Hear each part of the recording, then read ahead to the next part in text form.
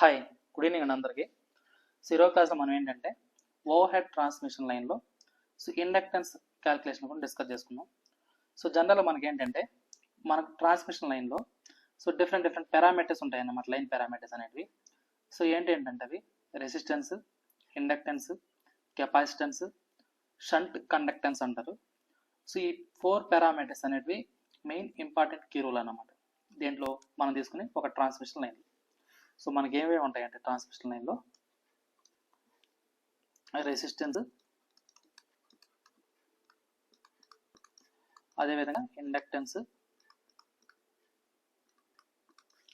Capacitance,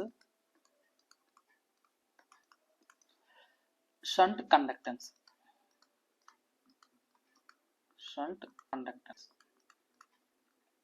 ఈ 4 important parameters అన్నమాట. ఓకేనా? ఇందులో మనం ఈరోజు క్లాస్ మనం ఏంటంటే ఇండక్టెన్స్ క్యాలిక్యులేషన్ గురించి చూద్దాం. ఓకేనా? ఈ ఇండక్టెన్స్ క్యాలిక్యులేషన్ దేంట్లో అంటే సింగిల్ ఫేస్ లైన్. మనకు సింగిల్ ఫేస్, 3 ఫేస్ ఇలా ఉంటాయి కదా. మనం తీసుకునే ఈ యొక్క సింగిల్ ఫేస్ లైన్లో, ఈ యొక్క సింగిల్ ఫేస్ ట్రాన్స్మిషన్ లైన్లో ఇండక్టెన్స్ క్యాలిక్యులేషన్ గురించి చూద్దాం. Inductance calculation.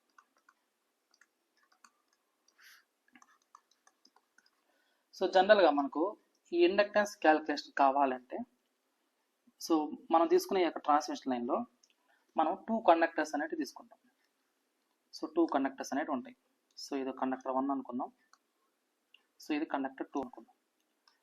ఇందులో దీని యొక్క రేడియస్ వచ్చేసి స్మాల్ r అనుకుందాం, అంటే కండక్టర్ ఇది. దీని యొక్క రేడియస్ కూడా ఎంత ఉంటుంది అంటే నాకు స్మాల్ r రేడియస్ అనేది ఉంటుంది.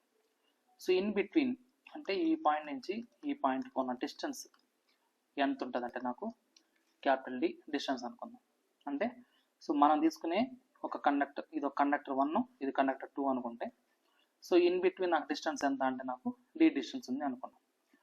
దీనికి ఈ యొక్క ఇండక్టెన్స్ వాల్యూ కావాలంటే ఫస్ట్ మనకేం తెలియాలంటే మ్యాగ్నెటిక్ ఫీల్డ్ ఇంటెన్సిటీ అనేది తెలియాలి.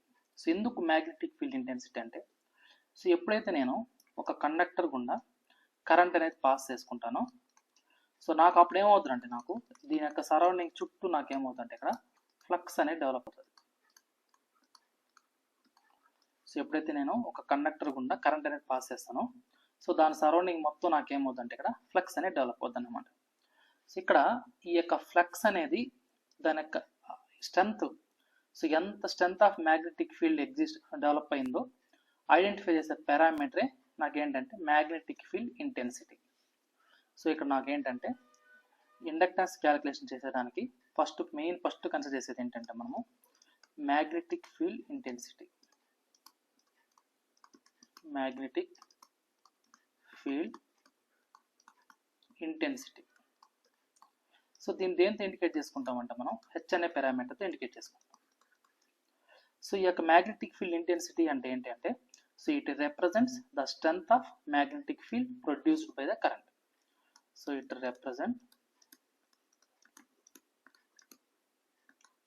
represents the strength of magnetic field. The strength of magnetic field. It represents the strength of magnetic field produced by the current.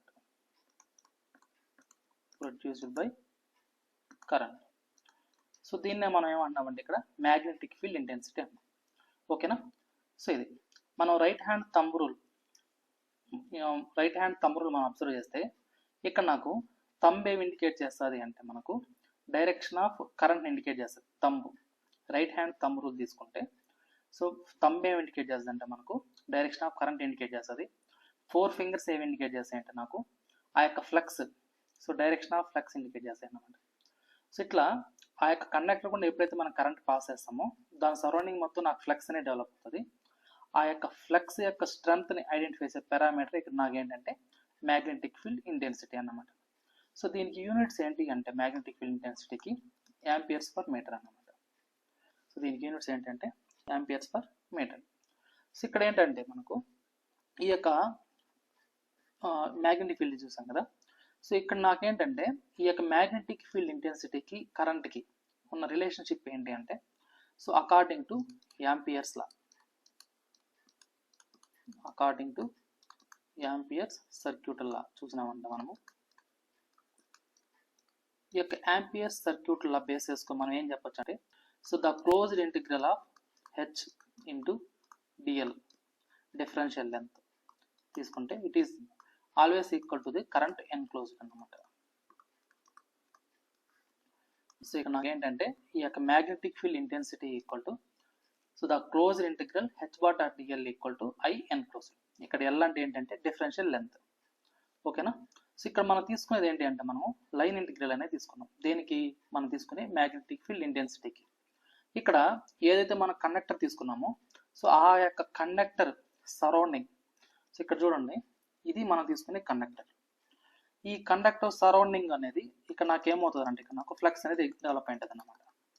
ఇక్కడ సమ్వేర్ ఎక్కడో దగ్గర సమ్ ఎక్స్ అనుకుంటాం.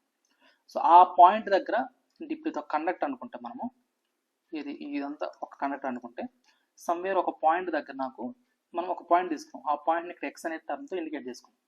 So ఆ పాయింట్ దగ్గర నాకు మ్యాగ్నెటిక్ ఫీల్డ్ ఇంటెన్సిటీ అనేది ఎలా ఉంది అంటే మనం తీసుకునే ఒక కండక్టర్ సరౌండింగ్లో సో ఆ యొక్క మ్యాగ్నెటిక్ ఫీల్డ్ ఇంటెన్సిటీని ఐడెంటిఫై చేసేదానికి మనం ఏం చేసాము, ఇక్కడ యాంపియర్ సర్క్యూట్ లా అనేది తీసుకున్నాం. సో ఆ యొక్క యాంపియర్ సర్క్యూట్ లా అంటే ఏంటంటే the closed integral H bar dot dl equal to current enclosed అన్నమాట. ఓకేనా. సో ఇక్కడ ఈ యొక్క డిఫరెన్షియల్ లెంత్ అనేది దేని మీద డిపెండ్ అవుతుందంటే మనం తీసుకునే కండక్టర్ యొక్క పెరిమీటర్ మీద డిపెండ్ అవుతుంది. సో కాబట్టి దీని ఇంకో విధంగా ఏం చెప్పొచ్చు అంటే ఈ యొక్క యాంపియర్స్ లా నుంచి ఏం చెప్పొచ్చు అంటే the closed integral H bar dot dl equal to the H into 2π times of x అని చెప్పచ్చు. సో జనరల్గా మనకు ఒక కండక్టర్ యొక్క పెరిమీటర్ అంటే ఏం చెప్తాం మనం 2πr అంటాం. సో ఒక సర్కిల్ తీసుకుంటే దీనికి పెరిమీటర్ ఏంటి అంటే మనం ఏం చెప్తాం 2πr అంటాం. సో ఇక్కడ అదేవిధంగా మనం ఏదైతే ఒక కండక్టర్ తీసుకున్నామో ఆ కండక్టర్ సరౌండింగ్ మొత్తం ఏమవుతుంది ఇక్కడ ఫ్లక్స్ అనేది డెవలప్ అవుతుంది. సో ఆ యొక్క ఫ్లక్స్ సమ్వేర్ ఒక పాయింట్ తీసుకున్నాం కాబట్టి మనం ఏం తీసుకున్నాం అంటే ఇక్కడ 2πxగా తీసుకున్నాం. ఓకేనా. సో ఇక్కడ ఈ యొక్క వాల్యూ ఏంటి అంటే నాకు కరెంట్ అన్నమాట. సో కాబట్టి current I equal to H into 2π times of x. So ఇప్పుడు నాకు హెచ్ ఏమవుతుందంటే మ్యాగ్నెటిక్ ఫీల్డ్ ఇంటెన్సిటీ అనేది current I over 2π times of x అవుతుంది. సో ఇదేంటిది మ్యాగ్నెటిక్ ఫీల్డ్ ఇంటెన్సిటీ. సో ఈ యొక్క మ్యాగ్నెటిక్ ఫీల్డ్ ఇంటెన్సిటీని బేస్ చేసుకుని మనం ఏం చేస్తారంటే ఇక్కడ ఇండక్టెన్స్ క్యాలిక్యులేషన్ అనేది చేస్తాం. సో ఇక్కడ నాకేంటంటే మ్యాగ్నెటిక్ ఫీల్డ్ డెన్సిటీ అంటారు, మ్యాగ్నెటిక్ ఫ్లక్స్ డెన్సిటీ. ఈ యొక్క మ్యాగ్నెటిక్ ఫ్లక్స్ డెన్సిటీకి మ్యాగ్నెటిక్ ఫీల్డ్ ఇంటెన్సిటీకి ఉన్న రిలేషన్ ఏంటి అంటే నాకు సో B ఈక్వల్ టు μHగా తీసుకుంటాం. ఇక్కడ B అంటే మ్యాగ్నెటిక్ ఫ్లక్స్ డెన్సిటీ అన్నమాట. Magnetic flux density. ఈ యొక్క మ్యాగ్నెటిక్ ఫ్లక్స్ డెన్సిటీకి మ్యాగ్నెటిక్ ఫీల్డ్ డెన్సిటీకి ఉన్న రిలేషన్ ఏంటంటే B equal to μH. Mu అంటే ఏంటి అంటే నాకు పర్మిబిలిటీ. సో దీన్ని మనం రాసుకోవచ్చు అంటే μ0 ఇంటూ μrగా రాసుకుంటాం. ఇక్కడ μ0 అంటే ఏంటంటే సో పర్మిబిలిటీ ఎట్ స్పేస్ అన్నమాట. దీని వాల్యూ 1గా తీసుకుంటాం. ఇక్కడ μr అనేది ఏంటంటే రిలేటివ్ పర్మిబిలిటీ. సో దీని వాల్యూ నాకు 4π ఇంటూ 10⁻⁻7 ఉంటుంది అనమాట. μr equal to 4π into 10⁻⁻7. So ఇప్పుడు నాకు దీని నుంచి ఇక్కడ హెచ్ వాల్యూ ఏమో I/2x, ఇక్కడ μ0 వాల్యూ 1 కాబట్టి మనం ఇక్కడ ఈ μ0 వాల్యూ 1 పెట్టుకుంటప్పుడు ఇదేమవుతుంది so μ equal to μr equal to 4π into 10⁻⁻7 అవుతుంది. సో ఇప్పుడు నాకు ఫ్లక్స్ డెన్సిటీ ఈక్వల్ టు ఏమవుతుంది అంటే so 4π into 10⁻⁻7 into so I over 2πx అవుతుంది. సో ఇది నాకు వచ్చే ఫ్లక్స్ డెన్సిటీ ఈక్వేషన్. ఓకేనా. సో ఇక్కడ దాకా క్లియర్ అమ్మా.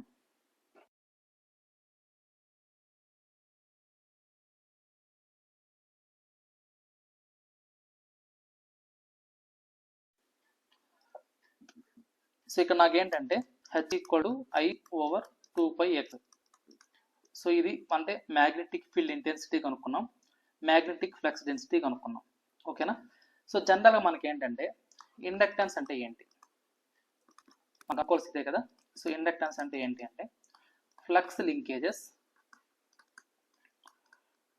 Flux linkages per current.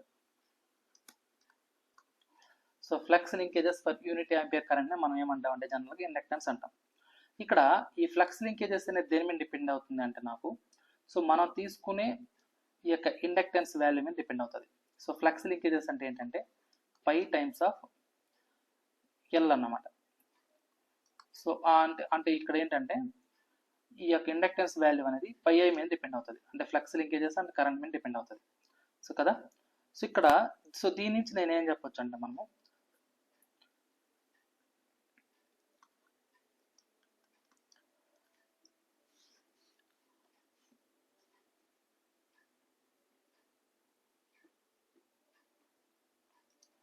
So ఇక్కడ చూడండి, ఇక్కడ మనం కండక్టర్ యొక్క రేడియస్ ఏమనుకున్నాం, ఆర్ అనుకున్నాం. ఈ యొక్క మనం తీసుకునే ఈ యొక్క సింగిల్ ఫేస్లో 2 కండక్టర్స్ తీసుకున్నాం కదా, ఈ 2 కండక్టర్స్ యొక్క డిస్టెన్స్ మనం డి అనుకున్నాం. ఇందులో ఏంటంటే ఒక దాంట్లో పాజిటివ్ కరెంట్ అనేది పాస్ అవుతుంది, ఇంకో దాంట్లో ఆపోజిట్ కరెంట్ అనేది పాస్ అవుతుంది కదా. సో ఇక్కడ నాకేంటంటే మనం తీసుకునే ఈ యొక్క ఇండక్టెన్స్ ఏదైతే ఉందో, ఈ యొక్క ఇండక్టెన్స్కి మనకు 2 టైప్స్ ఆఫ్ ఇండక్టెన్స్ ఉంటాయి. ఒకటి ఏంటంటే internal flux linkages, internal flux linkage అని ఒకటి ఉంటుంది, అంటే మనం తీసుకునే ఇండక్టెన్స్కి. సో ఇంకోటి ఏంటి అంటే నాకు ఎక్స్టర్నల్ ఫ్లక్స్ లింకేజ్ అనేది ఉంటుంది, ఎక్స్టర్నల్ ఫ్లక్స్ లింకేజ్.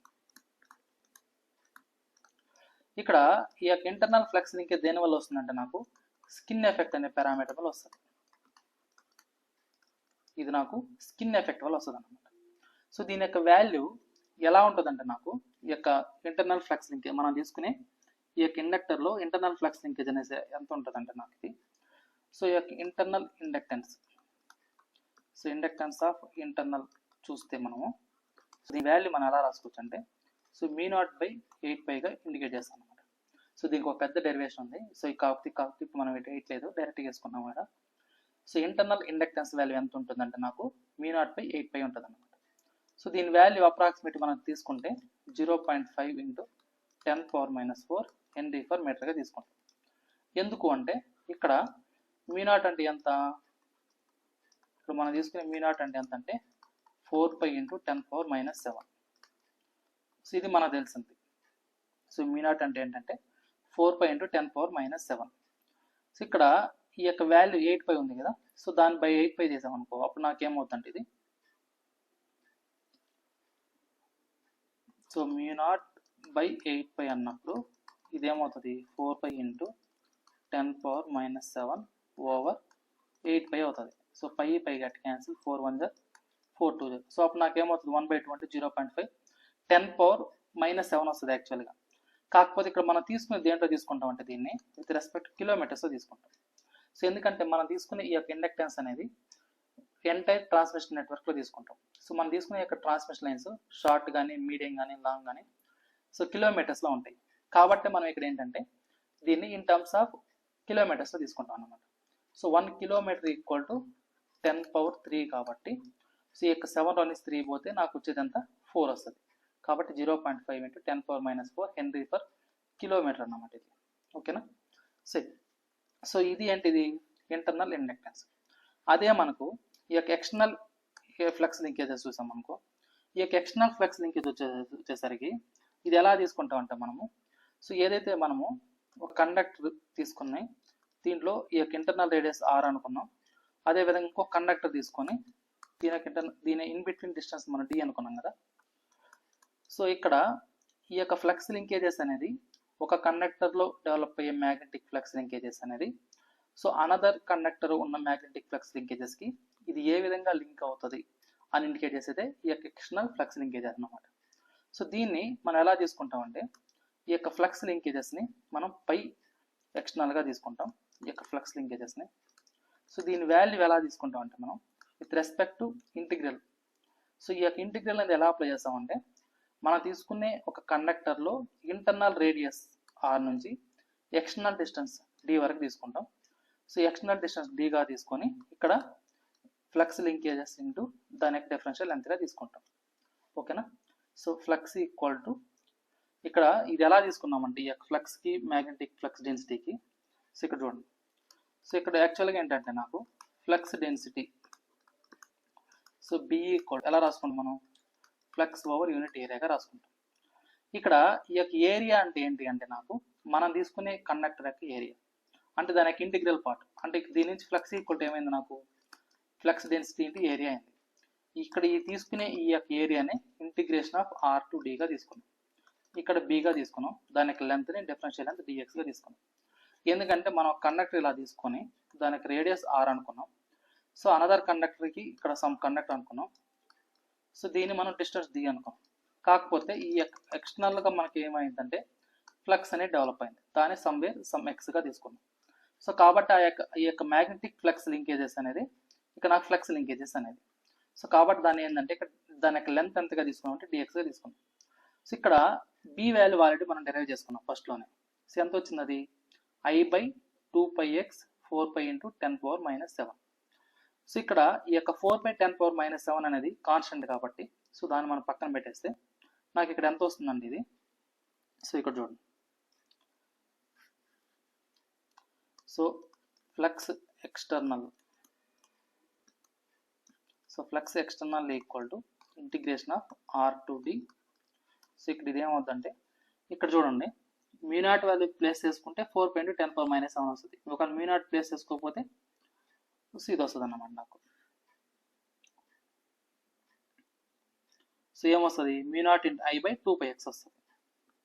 సో ఇక్కడ చూడండి, ఈ యొక్క ఈక్వేషన్లో μ0 వాల్యూ ప్లేస్ చేసుకుంటే దీని వాల్యూ తీసుకుంటాం మనం, ఇది μ0 వాల్యూ కాబట్టి. అదే నాకు బి ఈక్వల్ ఏమవుతుంది, μ0 × I/2π టైమ్స్ ఆఫ్ ఎక్స్ వస్తుంది. సో దీన్నే ఇక్కడ ప్లేస్ చేసుకుంటాం అనమాట. So μ0 × I/2π times of x into dx. So ఇక్కడ μ0/2π I/2π అనేది కాన్స్టెంట్ కాబట్టి μ0 × I/2π అనేది constant. Integration of r to d 1/x dx అన్నమాట. సో ఇంటిగ్రేషన్ ఆఫ్ 1/x అంటే ఏమొస్తుంది నాకు, log x వస్తుంది, అంతేనా. సో ఇక్కడ ఇది ఏమవుతుందంటే నాకు so μ0 × I/2π log of x వస్తుంది. సో కాకపోతే ఇక్కడ నాకు ఈ యొక్క ఇంటిగ్రేషన్ టర్మ్స్ ఏమొస్తాయంటే ఆర్ టు డి వస్తుంది అన్నమాట. సో దీన్ని మనము ఇంటిగ్రేషన్ అప్లై చేసినప్పుడు నాకేమొస్తుందంటే ఇక్కడ ఈ యొక్క flux external, so flux external equal to so μ0 I/2π. ఇక్కడ మనకి ఏదైతే ఇంటిగ్రేషన్ ఉన్నాయో ఆ ఇంటిగ్రేషన్ పార్ట్స్ అప్లై చేస్తాం. అంటే upper limit minus lower limit అంటే log d minus log r వస్తుంది. So log of d minus log of r వస్తుంది. సో దీన్ని మనం ఎలా రాసుకోవచ్చు, μ0 I/2π log d/r గా రాసుకుంటాం. సో దీన్ని మనం ఎలా రాసుకుంటాం అంటే log d/r గా తీసుకుంటాం.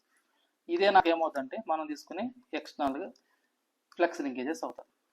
సో దీనికి యూనిట్స్ ఏంటి, సో ఇక్కడ నాకు ఫ్లక్స్ అంటే వెబర్స్లో ఉంటుంది.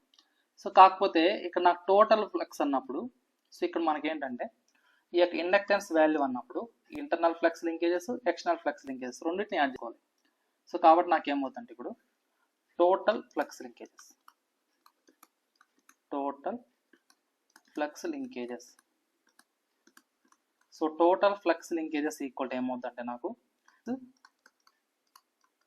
So internal flux plus external flux.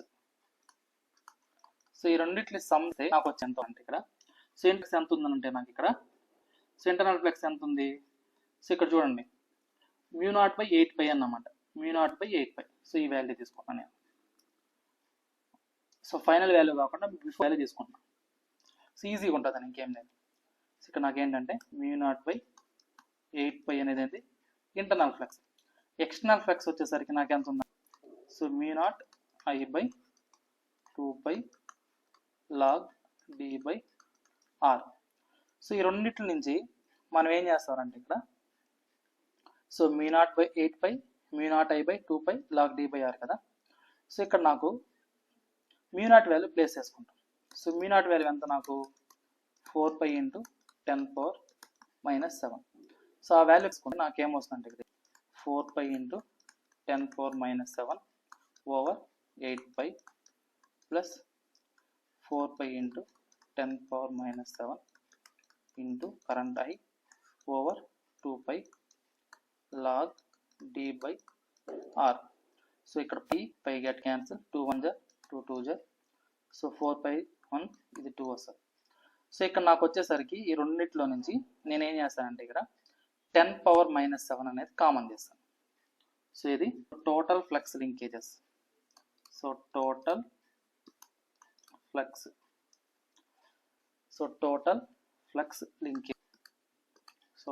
Flux linkages equal to ఏమో, so 1/2 10 power minus 7 plus I into 10 power minus 7.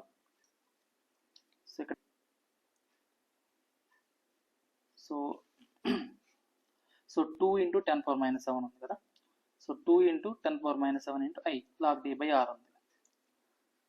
So ఇక్కడ 2y ఉంది into log d by r. So ఈ రెండింటిలో నుంచి 10 పవర్ మైనస్ 7 కామన్ తీసుకుంటే ఇక్కడ 1/2 అంటే ఏమో plus 2I log d by r into whole into 10 power minus 7 Henry per meter. So ఇది వస్తుంది. సో దీన్ని విత్ రెస్పెక్ట్ తీసుకున్నాం అనుకోండి. సో మనకి ఇది విత్ రెస్పెక్ట్ మీటర్స్ అయితే, ఇది విత్ రెస్పెక్ట్ కిలోమీటర్స్ తీసుకున్న ఒకేషన్ ఏమవుతుందంటే, so 0.5 plus 2 into I log d by r into 10 power minus 4 henry per kilometre. So ఎందుకు 1 కిలోమీటర్ ఈక్వల్ టు 10 పవర్ 3 కాబట్టి. సో ఇక్కడ మైనస్ 7 ఉంది, సో 10 పవర్ 3 కాబట్టి ఇక్కడ నాకు 10 పవర్ మైనస్ 4 అయింది. ఇదేంటిది టోటల్ ఫ్లక్స్ లింకేజెస్ అన్నమాట. ఓకేనా?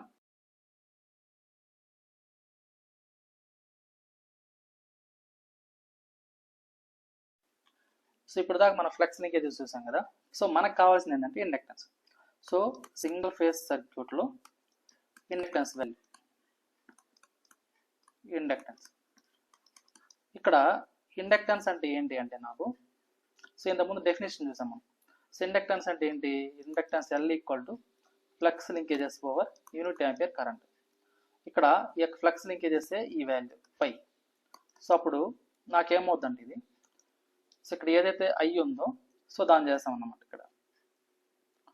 సో ఇక్కడ నాకు ఈ యొక్క ఇండక్టెన్స్ వాల్యూ I ఉంది కదా, ఇక్కడ కరెంట్ I అనేది, ఇది మనం క్యాన్సిల్ చేసుకుంటాం. సో అప్పుడు నాకేమవుతుందంటే ఇది ఓవరాల్గా inductance value, inductance L equal to 0.5 plus 2 times of log d by r whole into 10 power minus 4 henry per kilometre వస్తుంది. ఓకేనా? సో ఇక్కడ ఈ యొక్క I వాల్యూ అనేది ఎక్స్టర్నల్ ఫ్లక్స్లోనే ఉంటుంది, ఇంటర్నల్ ఫ్లక్స్లో కూడా ఉంటుంది, అంటే ఇక్కడ. ఓకేనా? సరే. సో కాబట్టి నాకు ఇక్కడ ఏమవుతుందంటే నాకు కరెంట్ అనేది రెండిట్లో ఉంటుంది కాబట్టి మనం అది క్యాన్సిల్ చేసుకుంటాం అన్నమాట. ఓకేనా? ఈ యొక్క I వాల్యూ అనేది రెండిట్లోనే ఉంటుంది. సో మనం తీసుకునే ఇంటర్నల్లో ఉంటుంది, అంటే మొత్తాన్ని కలిపి నేను చెప్పేది. సో ఇక్కడ మనం ఒక ఈక్వేషన్ తీసుకున్నాం కదా, సో టోటల్ ఫ్లక్స్ అని ఒక ఈక్వేషన్ తీసుకున్నాం. సో ఇది, సో ఇక్కడ ఉంటుంది అన్నమాట కరెంట్ అనేది. సో ఆ కరెంట్ అనేది మిస్ అయింది అక్కడ, సో అది ఉంటుంది. ఇక ఫ్లక్స్ లింకేజెస్ అంటేనే బేస్డ్ అపాన్ కరెంట్ అన్నమాట, అందుకని అలా తీసుకుంటాం. సో ఇప్పుడు నాకు ఇండక్టెన్స్ వాల్యూ ఏమైందంటే నాకు 0.5 plus 2 into log d by r 10 power minus 4 henry per kilometre. So ఇది మనం తీసుకునే సింగిల్ ఫేజ్ సర్క్యూట్కి ఇండక్టెన్స్ వాల్యూ. సో మనం తీసుకునే సింగిల్ ఫేజ్ సర్క్యూట్కి సో ఇండక్టెన్స్ వాల్యూ ఏమవుతుందంటే నాకు సో ఇది అవుతుందన్నమాట. ఇది ఏంటి అంటే ఒక కండక్టర్కి, పర్ కండక్టర్కి, ఇది పర్ కండక్టర్ అంటే మనం 2 కండక్టర్స్ తీసుకున్నాం కదా, అందులో ఒక కండక్టర్కి వచ్చే వాల్యూ ఇండక్టెన్స్ వాల్యూ ఇది. ఓకేనా? సో ఇప్పుడు ఏదైతే మనం ఇండక్టెన్స్ చూసామో ఈ యొక్క ఇండక్టెన్స్ క్యాలిక్యులేషన్ అనేది మనం తీసుకునే 3 ఫేజ్ లైన్ తీసుకున్నాం అనుకోండి, అప్పుడు ఏమవుతుంది. సో ఇదే inductance calculation 3 phase transmission line తీసుకుంటే 3 ఫేజ్ ట్రాన్స్మిషన్. సో ఇక్కడ 3 ఫేజ్ ట్రాన్స్మిషన్ లైన్, ఇక్కడ 2 టైప్స్ ఉంటాయి అన్నమాట మనకు. ఒకటేమో సిమ్మెట్రికల్, ఇవి డైరెక్ట్ ఈక్వేషన్ రాస్తాను. సో సిమ్మెట్రికల్ స్పేసింగ్ చూద్దాం. కేస్ 1 ఏంటంటే సిమ్మెట్రికల్ స్పేసింగ్. సో మనం తీసుకునే 3 phase transmission line symmetrical spacing చూద్దాం. ఇక్కడ సిమ్మెట్రికల్ స్పేసింగ్ అంటే ఎట్లా ఉంటుందంటే నాకు, సో మనం ఏదైతే కండక్టర్స్ తీసుకుంటామో ఆ కండక్టర్స్ మధ్యలో డిస్టెన్స్ అనేది ఈక్వల్గా ఉంటుంది అన్నమాట. అంటే సో ఇక్కడ చూడండి, సో ఇదొక కండక్టర్, సో ఇదొక కండక్టర్, అదే ఇదొక కండక్టర్ అనుకుంటే, సో ఇక్కడ నాకేంటంటే వీటిని ఇది ఏ కండక్టర్ అనుకుందాం, సో అదేవిధంగా దీని బి కండక్టర్ అనుకుందాం, అదేవిధంగా సి కండక్టర్ అనుకుందాం. సో ఈ కండక్టర్స్ మిడిల్లో ఉన్న డిస్టెన్స్ వచ్చేసి క్యాపిటల్ డి, అదేవిధంగా ఈ డిస్టెన్స్ కూడా నాకేమవుతుందంటే ఇక్కడ క్యాపిటల్ డి, సో ఈ డిస్టెన్స్ కూడా నాకేంటంటే ఇక్కడ క్యాపిటల్ డి. అంటే సో మనం ఏదైతే తీసుకున్నామో సో ఆల్ కండక్టర్స్ మిడిల్లో ఉన్న డిస్టెన్స్ అనేది సేమ్గా తీసుకున్నాం. సో ఒక్కొక్క దానికి ఒక రేడియస్ ఎంత అంటే నాకు ఆర్ అన్నమాట. అంటే మనం ఏదైతే తీసుకున్నామో కండక్టర్స్ వాటికి రేడియస్ వచ్చేసరికి ఆర్, వాటికి డిస్టెన్స్ వచ్చేసరికి డి అన్నమాట. ఓకేనా. సో మనం తీసుకునే కండక్టర్స్ యొక్క రేడియస్ వచ్చేసరికి ఆర్, డిస్టెన్స్ వచ్చేసరికి డి. ఈ యొక్క డిస్టెన్స్ ఎలా ఉంటుంది, మనం తీసుకునే 3 కండక్టర్స్ మిడిల్లో ఈక్వల్ డిస్టెన్స్ అనేది ఉంటుంది. సో ఆ ఈక్వల్ డిస్టెన్స్ ఉంటుంది కాబట్టి దీన్ని మనం సిమ్మెట్రికల్ అన్నాం. సో అలా కాకుండా డిస్టెన్స్ అనేది వేరేగా ఉంది అనుకోండి, దాన్ని మనం అన్సిమ్మెట్రికల్ అంటాం. ఓకేనా. సో ఈ కేసెస్లో మనకేంటంటే so distance between A to B, so మనం తీసుకునే డిస్టెన్స్ బిట్వీన్ ఏ కండక్టర్ నుంచి బి కండక్టర్ వరకు ఉన్న డిస్టెన్స్, అదేవిధంగా డిస్టెన్స్ బిట్వీన్ బి కండక్టర్ నుంచి సి కండక్టర్కి, అదేవిధంగా distance between C conductors A కండక్టర్కి, మొత్తం ఎంత అంటే నాకు డి అన్నమాట. సో ఇది టోటల్ ఈక్వల్ డిస్టెన్స్ అన్నమాట. సో ఇక్కడ ఈ కేసుకి వచ్చేసరికి నాకేమవుతుందంటే so inductance per phase. So ఈ యొక్క ఇండక్టెన్స్ పర్ ఫేజ్ వచ్చేసరికి ఎలా అయితే మనం సింగిల్ ఫేజ్ సర్క్యూట్ తీసుకున్నప్పుడు 2 కండక్టర్స్లో సో ఒక కండక్టర్లో ఒక డైరెక్షన్లో కరెంట్ ఫ్లో అయితే ఇంకో డైరెక్షన్లో ఇంకో కరెంట్ పాస్ అవుతుంది కదా. సో సేమ్ సినారియో ఇందులోకి వచ్చేసరికి ఏమవుతుందంటే నాకు సో మనం తీసుకునే ఈ 3 కండక్టర్స్ అనేవి ఈక్వల్ స్పేసింగ్ తీసుకోవడం వల్ల, ఈక్వల్ డిస్టెన్స్ అనేది ఉండడం వల్ల అక్కడ డెవలప్ అయ్యే ఈ యొక్క మ్యాగ్నెటిక్ ఫీల్డ్ అనేది ఎలా ఉంటుందంటే నాకు సేమ్గా ఉంటుంది అన్నమాట. సో సిమ్మెట్రికల్ నేచర్ ఉంటుంది. సో కాబట్టి నాకేమవుతుందంటే ఇక్కడ సో అది ఇక్కడ డెవలప్ అయ్యే మ్యాగ్నెటిక్ ఫీల్డ్ అనేది కాన్స్టెంట్గా ఉంటుంది కాబట్టి ఇది ఏమవుతుందంటే నాకు ఇది it behaves like a single phase circuit లాగా బిహేవ్ చేస్తుంది అన్నమాట. ఏది 3 ఫేజ్ సర్క్యూట్ అనేది సింగిల్ ఫేజ్ సర్క్యూట్ లాగా యాక్ట్ అవుతుంది. సో అప్పుడు నాకేమవుతుందండి ఇక్కడ so the inductance developed across A conductor, అదేవిధంగా the inductance developed across B conductor, the inductance developed across C conductor must be equal to the 0.5 times 2 times of log D by R. Same ఇంతకుముందు మనం ఏదైతే కనుక్కున్నామో so అదే అనేది ఇక్కడ కూడా వస్తుంది అన్నమాట. So henry for kilometre, same inductance అనేది ఇక్కడ వస్తుంది అన్నమాట 3 ఫేజ్ సర్క్యూట్లో కూడా. ఓకేనా. సో ఇది ఇక్కడ ఏంటంటే మనం ఒక్కొక్క ఫేజ్కి తీసుకున్నాం, కాకపోతే L suffix A, LP suffix B, L suffix C అనేది ఒక్కొక్క దానికి. సో నెక్స్ట్ వచ్చేసి ఏంటంటే ఇదే 3 ఫేజ్ సర్క్యూట్ అన్సిమెట్రికల్ స్పేసింగ్ ఉంటే ఎలా ఉంటుంది. సో మనకి ఇప్పుడు inductance calculation unsymmetrical spacing. So ఒకవేళ ఇంకొక డౌట్ వచ్చేసి ఏంటంటే మనం తీసుకునే సింగిల్ ఫేజ్ సర్క్యూట్ అనేది ఒక అన్సిమెట్రికల్ ఉంది అనుకోండి, అప్పుడు ఏమవుతుందంటే ఇక్కడ ఇప్పుడు మనం సింగిల్ ఫేజ్ స్పేస్ ఈక్వల్గా తీసుకున్నాం కదా, అదే నాకు ఈ యొక్క single phase line unsymmetrical spacing ఉంది అనుకోండి, అన్సిమెట్రికల్ స్పేసింగ్ ఉండింది అనుకోండి. అంటే ఎట్లా, సో ఇదొక కండక్టర్ అనుకుంటే నాకు కండక్టర్ డిస్టెన్స్ అనేది ఒక్కొక్కసారి ఒక్కొక్కలాగా ఉండడం, సో మనం తీసుకునే కండక్టర్ ఒకలాగా ఇట్లా ఉండడం అన్నమాట. ఓకేనా. సో ఈ యొక్క డిస్టెన్స్ ఏదైతే ఉంటుందో ఈ యొక్క డిస్టెన్స్ అనేది అన్సిమెట్రికల్ ఉండింది అనుకోండి, నాకు డిఫరెంట్ ఉండింది అనుకోండి. సో ఆ టైంకి వచ్చేసరికి నాకేమవుతుందంటే ఇక్కడ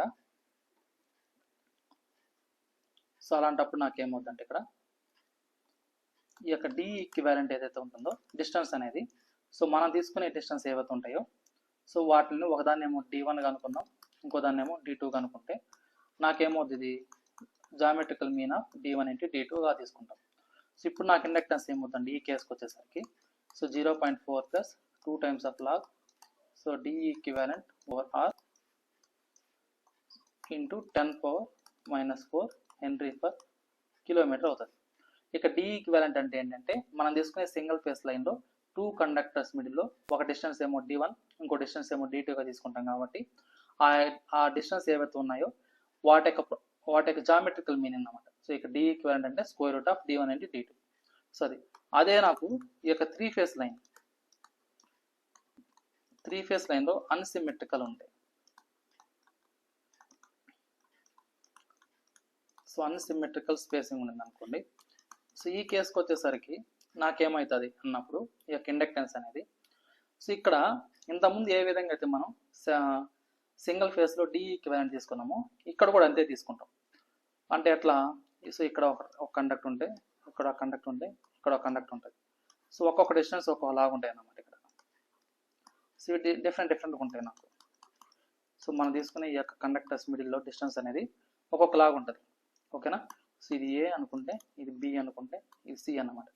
ఇక్కడ so the distance between A to b not equal to distance between B to c not equal to distance between C to A. So unequal distance అనేది ఉంటుంది. సో కాబట్టి నాకు ఇక్కడ ఏంటంటే ఈ యొక్క డిస్టెన్స్ మనం డి సఫిక్స్ ఏబి అనుకుంటాం, దీనేమో డి సఫిక్స్ బీసీ అనుకుంటాం, దీనేమో డి సఫిక్స్ సి అనుకుంటాం, డిస్టెన్స్ అన్నమాట. So distance between A to b conductor, distance between B to c conductor, distance between C to a conductor. So ఇలా తీసుకుంటాం. So ఇప్పుడు నాకేమవుతుందంటే ఇక్కడ ఈ యొక్క ఇండక్టెన్స్ వాల్యూ అనేది, సో ఇక్కడ ఏ విధంగా అయితే తీసుకున్నామో సేమ్ అదే తీసుకుంటాం. అంటే అట్లా 0.5 plus 2 times of log D equivalent over r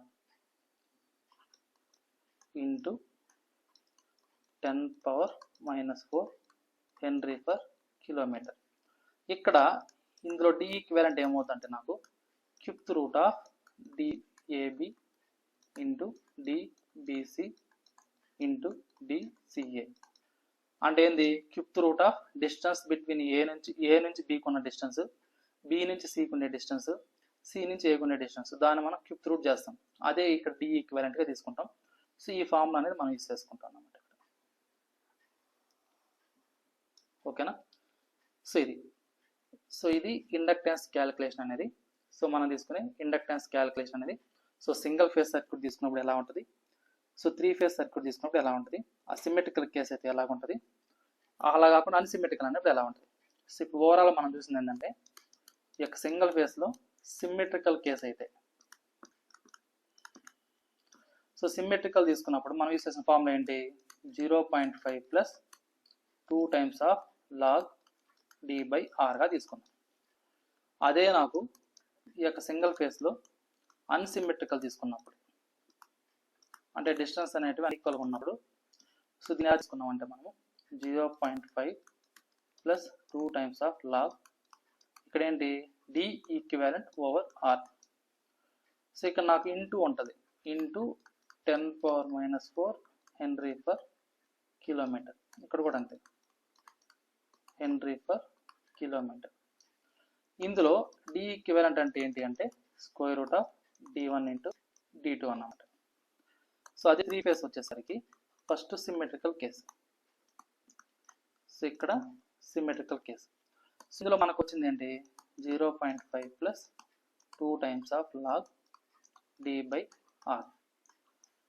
so it is same as single phase circuit. So into 10⁻⁻4 henry per kilometre. కాకపోతే ఇది ఏది పర్ ఫేజ్ తీసుకున్నాం, అంటే ఒక ఫేజ్కి. సో ఈ సిమెట్రికల్ ఒక ఫేజ్ ఉంటుంది కాబట్టి అలాగా అది అవసరం లేదు. సో 3 ఫేజ్కి వచ్చేసరికి 3 ఫేజెస్ ఉంటాయి కాబట్టి ఒక ఫేజ్కి ఇది అన్నమాట. ఓకేనా. అదే 3 ఫేజ్ సర్క్యూట్కి అన్సిమెట్రికల్. సో అన్సిమెట్రికల్ కేసు వచ్చేసరికి ఇక్కడ ఏం చేసామంటే, so 0.5 plus 2 times of log, ఇక్కడ ఏంటి D equivalent over R whole thing into 10⁻⁻4 henry per kilometre. D equivalent అంటే ఏంటి, నాకు cube root of distance between A to B, distance between B to C, distance between C to A. So ఇదన్నమాట. సో ఇది మనకి inductance calculation in single phase and 3 phase. So ఇక్కడ ఈ యొక్క డి ఈక్వివాలెంట్ మనం ఏమంటామంటే జామెట్రికల్ మీన్ డయామీటర్ అని కూడా అంటారు అన్నమాట. ఓకేనా. సో ఇది క్లియర్ అందరికీ.